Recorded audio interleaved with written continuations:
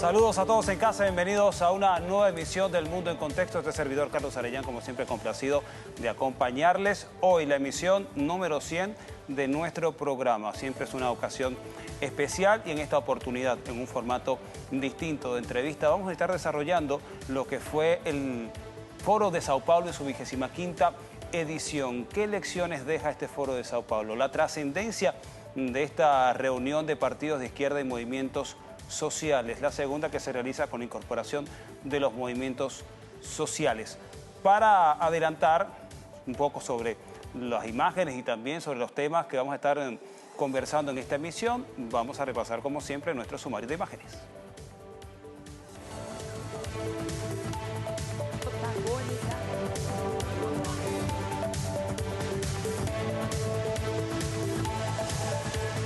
Cuba dice: no, señores imperialistas, no nos entendemos. Vendrá una nueva etapa del Foro de Sao Paulo, donde iremos al poder político, democráticamente, todos los partidos y movimientos del Foro de Sao Paulo. ¡Que viva el Foro de Sao Paulo! ¡Que viva la unión de los pueblos! Bien, ahí lo que fue la jornada de clausura este 28 de julio, el día domingo, del Foro de Sao Paulo. El tema que vamos a estar desarrollando el día de hoy en entrevista. Le damos la bienvenida al profesor y abogado Silio Sánchez, también analista político. Estuvo vinculado, estuvo participando en estas jornadas del Foro de Sao Paulo, y con él vamos a hablar sobre este tema, el cual ha estado muy en boga en los últimos días. Ha sido bastante comentado, con comentarios a favor y en contra de lo que ha sido la realización de este foro. Y vamos a empezar preguntándole al profesor: ¿qué es el Foro de Sao Paulo? Tiene 25 años o 25 ediciones, pero todavía muchas personas se preguntan ¿qué es el Foro de Sao Paulo y para qué sirve el Foro de Sao Paulo? Sí, primero agradecer y bueno, celebrar con ustedes la edición número 100 de este programa, El Mundo en Contexto. El Foro de Sao Paulo es un espacio, digamos, estratégico para la lucha de los pueblos en América Latina y el Caribe, ¿no? Ya tiene 25 ediciones desde que inicialmente Fidel Castro con Lula da Silva, líder político preso hoy en Brasil, toman la iniciativa de este Foro de Sao Paulo como un espacio de unidad de los partidos de izquierda en América Latina y el Caribe. Este espacio que luego trascendió y que siempre ha tenido la participación como invitados y agregados en este foro, por ejemplo, participaron partidos de los 5 continentes, ¿no? Que hacen parte más de una manifestación de solidaridad con Venezuela y de todas las luchas en América Latina que se están viendo agredidas fuertemente en estos tiempos. Y desde la anterior edición a esta, es la segunda vez que participan también movimientos sociales en el Foro de Sao Paulo. Entonces, el Foro de Sao Paulo es un espacio de unidad de partidos de izquierda en América Latina, pero también de movimientos sociales, y que hoy día además cuenta con la participación de partidos de izquierda de todo el planeta, ¿no? De los 5 continentes. Mencionabas como una novedad que es la segunda oportunidad en que se incorporan movimientos sociales. ¿Qué sucedía que antes no estaban incorporados y cuál es la importancia de que estén ahora presentes? Yo creo que es una respuesta a los tiempos, ¿no? Digamos que el foro surge como una iniciativa de los partidos de izquierda, pero los tiempos han demostrado que los movimientos sociales tienen un papel muy importante para las luchas de los pueblos hoy, ¿no? Y si bien el poder político y los partidos de izquierda son fundamentales para la toma del poder político en las luchas de los pueblos en América Latina y en el mundo, no deja de ser fundamental entender que en América Latina y el Caribe los movimientos sociales han jugado un papel trascendental y en este momento están, digamos, a la ofensiva ante la agresión tan fuerte que se ejerce contra los pueblos de América Latina y el Caribe.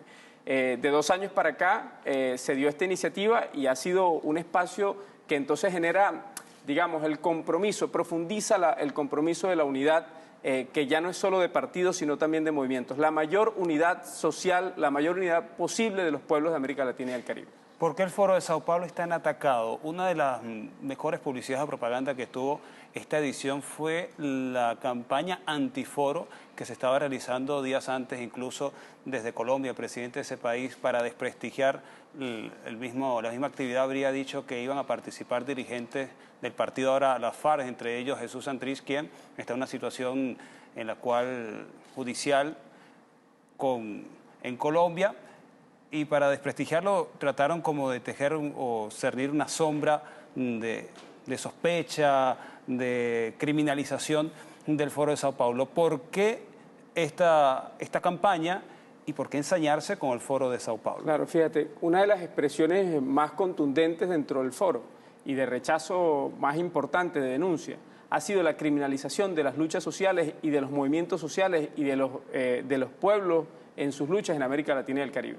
La satanización de este foro no es más que la forma en que se extiende esa campaña hacia un instrumento que sin duda es un instrumento de los pueblos, ¿no? Sí, lo satanizan es porque ha tenido un impacto. Claro, y lo satanizan además desde los espacios de poder que precisamente vienen agrediendo a Venezuela, vienen agrediendo a Nicaragua, vienen agrediendo a Bolivia, vienen siendo parte de los instrumentos de comunicación al servicio del imperialismo y bueno, en contra de los intereses de los pueblos de América Latina y el Caribe. Sí, en el contexto de lo que fue el 28 de julio, ya el cierre, intervino el presidente de la República ya con muchos distintos invitados de este foro e hizo una observación bastante importante, una inquietud, que es esa manía o ese síndrome de la izquierda por dividirse. Vamos a esperar que la producción nos coloque a continuación este sonido y seguimos conversando sobre ello. Hacer todo el esfuerzo por la unión. La izquierda tiene fama de dividirse. ¿O miento?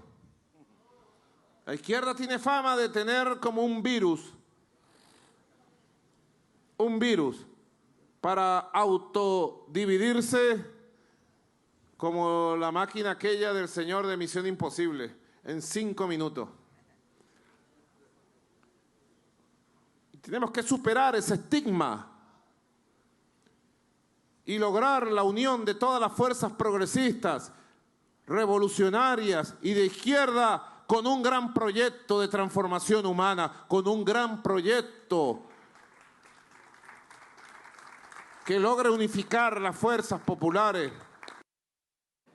Bien, la izquierda tiene manía de autodividirse, así lo decía el presidente de la República este domingo 28 de julio, ya en la jornada de cierre de esta 25ª edición del Foro de Sao Paulo, y ha sido bastante condescendiente con la metáfora al decir que en 5 minutos, la película en realidad decía en 5 segundos, pero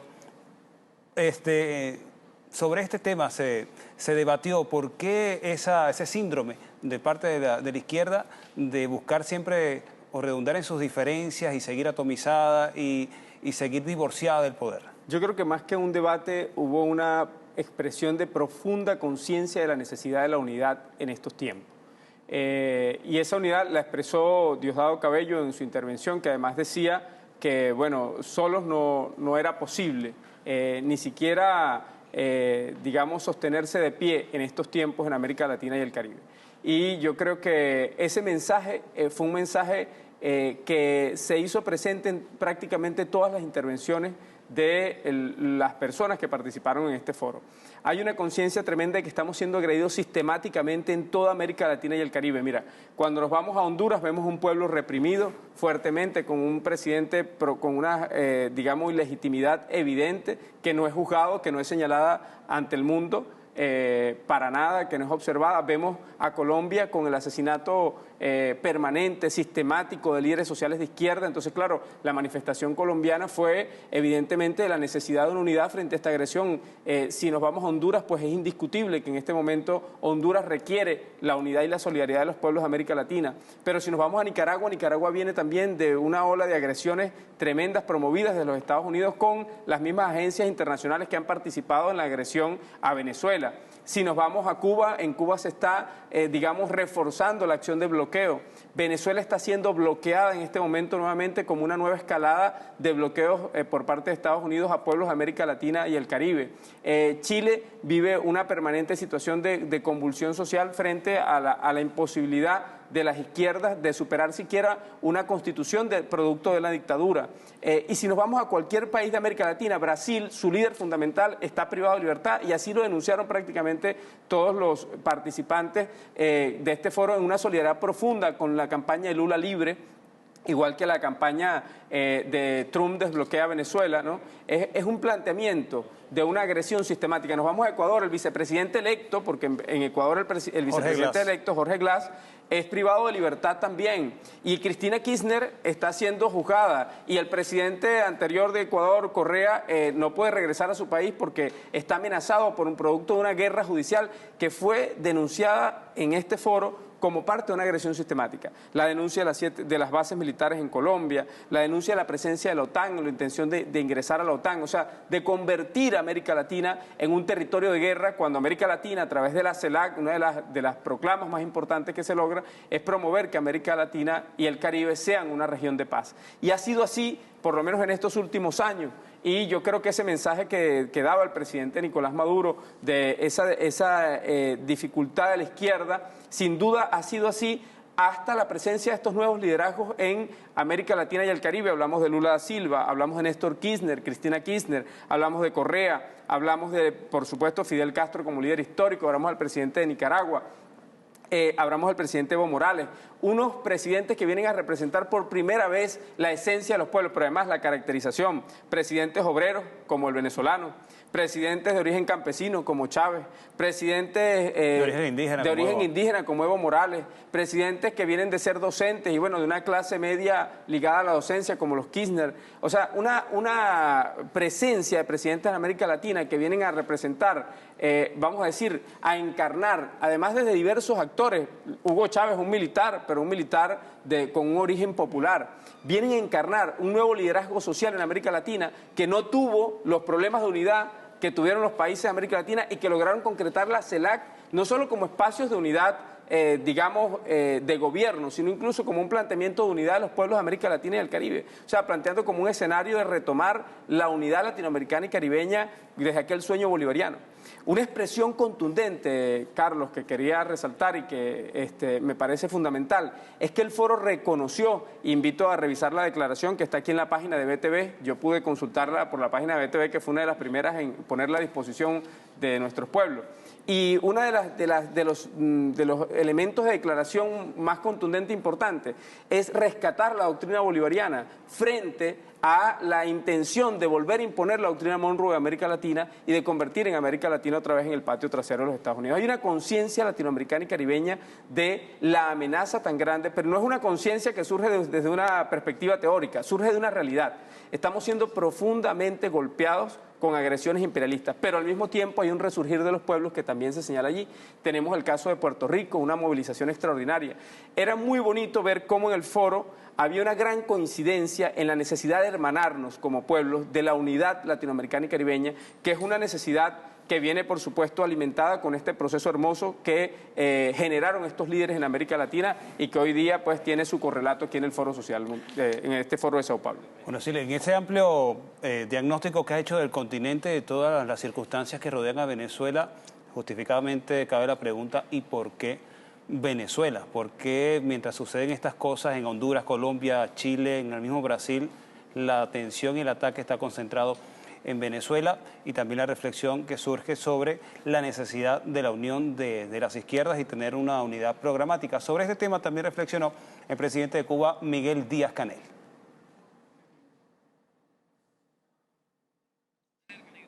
Bueno, Miguel Díaz-Canel estuvo participando con el presidente de la República en esta jornada de cierre. Llegó justamente el día domingo para participar en las actividades del 65 aniversario del nacimiento del presidente Hugo Chávez. Nos indican que ya está el material a tiro. Vamos a escucharlo. De Bolívar y de Martí nutren Fidel y Chávez el ideario de nuestras revoluciones.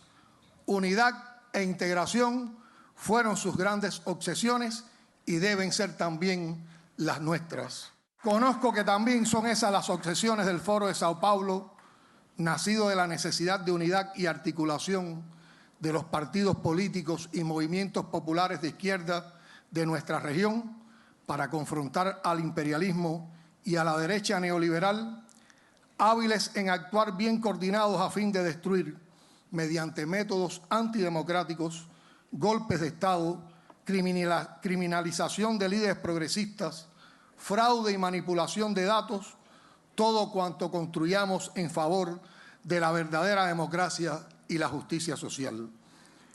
Bien, escuchamos al presidente Miguel Díaz-Canel, quien hacía un exhorto, una reflexión sobre la necesidad de la unión de las izquierdas y conseguir esa misma capacidad de cohesión y eficiencia también para transmitir los mensajes, el mismo que tiene la derecha, lo decía, para transmitir o para divulgar sus mensajes a favor del neoliberalismo y también del desprestigio de los dirigentes de izquierda, también la dirigencia de izquierda, los movimientos sociales tienen que pensar y repensar cómo utilizar esos medios, y los medios de comunicación y de difusión, pero con propósitos positivos, lo estaba diciendo acá Miguel Díaz-Canel. Sobre ello también debatieron en este foro de Sao Paulo, porque no es menos importante el tema estratégico y esencial de la comunicación. Sin duda, y hubo de hecho una mesa de trabajo que se desarrolló en Telesur, que fue un espacio extraordinario.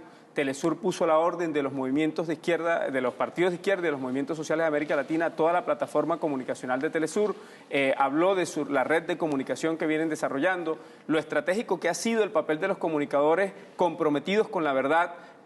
Bueno, experiencias venezolanas donde comunicadores de Telesur muchas veces con solo un teléfono han logrado transmitir a través de las pantallas de Telesur y del propio BTV y otros instrumentos de la comunicación popular en América Latina y el Caribe, han logrado transmitir verdades y desmontar matrices donde está todo el aparato comunicacional centrado. Bueno, se habló mucho en ese foro justamente sobre la comunicación que se desarrolló en Telesur, sobre cómo en esta actividad en el puente Simón Bolívar se concentró toda la mediática internacional. Presidentes de América Latina y el Caribe se movilizaron hasta la frontera colombiana con Venezuela. Estamos hablando del 23 de febrero, cuando se suponía que iba a entrar una ayuda humanitaria. Claro, por parte de la y en oposición. este escenario se conjugaron los artistas internacionales, los medios de comunicación, toda la mediática internacional proimperialista. Se conjugaron para hacer ver que había la intención de hacer ingresar una ayuda de manera pacífica a Venezuela. Y Telesur y los instrumentos de comunicación del pueblo y de las luchas de los pueblos en América Latina demostraron con herramientas comunicacionales relativamente sencillas, pero estando presentes y con una actitud de compromiso, demostraron la verdad al mundo, que luego New York Times tuvo que desmontar y de alguna manera sumarse a lo que era la verdad ya reconocida internacionalmente por este papel que han jugado los comunicadores. Pero lo que se deja ver es que hay una gran mediática internacional comprometida con montar una matriz falsa sobre América Latina y el Caribe, y que hay un ejercicio de comunicación importante de los pueblos y de los instrumentos que han logrado las revoluciones en América Latina, como Telesur, que constituyen una plataforma fundamental. Y de esa plataforma, el Foro de Sao Paulo y la propia presidencia de Telesur, Tania Díaz, como vicepresidenta de la Asamblea Nacional y también como parte de los equipos de comunicación del PSUV, propusieron que esta plataforma se fortaleciera con el Foro de Sao Paulo y que se complementaran. Y hay una propuesta estratégica, digamos, muy interesante, muy importante, que además estuvo muy llena de la solidaridad, que estuvo siempre marcada en este Foro de Sao Paulo, de la solidaridad internacional con Venezuela, de la necesidad de defender a Venezuela, un poco como tú decías, Venezuela como un eje estratégico en el avance de los pueblos latinoamericanos y caribeños en este momento, y de la consolidación de la unidad regional con instrumentos como la CELAC, el ALBA, Mercosur, entre otros. El Foro de Sao Paulo y los movimientos sociales reflexionaron sobre también la transformación que debe tener la comunicación política de la izquierda, también en función de los avances que han dado estas herramientas de comunicación. Ya la comunicación no es como antes, la convencional, los medios de comunicación convencionales, la televisión, las radios, también está al alcance en el teléfono. Había un intelectual, creo que Atilio Borón, decía que un smartphone es prácticamente una Kalashnikov que tenemos todo, pero que tenemos que, en el sentido positivo de la palabra o de la expresión, de la metáfora, pero que la izquierda no ha sabido utilizar y que en cambio los sectores conservadores de la derecha saben manejar de manera muy útil. Han reflexionado sobre eso, han perdido también cierto complejo desde la izquierda sobre la comunicación y la utilización de las redes sociales, las nuevas plataformas también para incidir. Sobre esto vamos a seguir conversando al regreso, pero quiero hacerlo antes de ir a la pausa con el sonido del presidente Nicolás Maduro, en donde dice ¿y por qué Venezuela? Porque también sobre esa pregunta vamos a seguir conversando con Silvio Sánchez, profesor y analista político, sobre lo que fue el desarrollo de esta 25ª edición del Foro de Sao Paulo que se realizó acá en Caracas. Más de 400 delegados de 120 organizaciones, partidos de izquierda y movimientos sociales se concentraron acá en Caracas. Con este sonido del presidente Nicolás Maduro, vamos a la pausa. No se despegue, que en minutos estamos de vuelta con más del Mundo en Contexto, edición número 100 la de hoy. ¿Qué tiene Venezuela? ¿Qué tiene Venezuela? Que es el centro de una campaña tan brutal. Primera pregunta. Y en segundo lugar, ¿quién dirige esta multimillonaria y brutal campaña contra Venezuela? ¿Quién?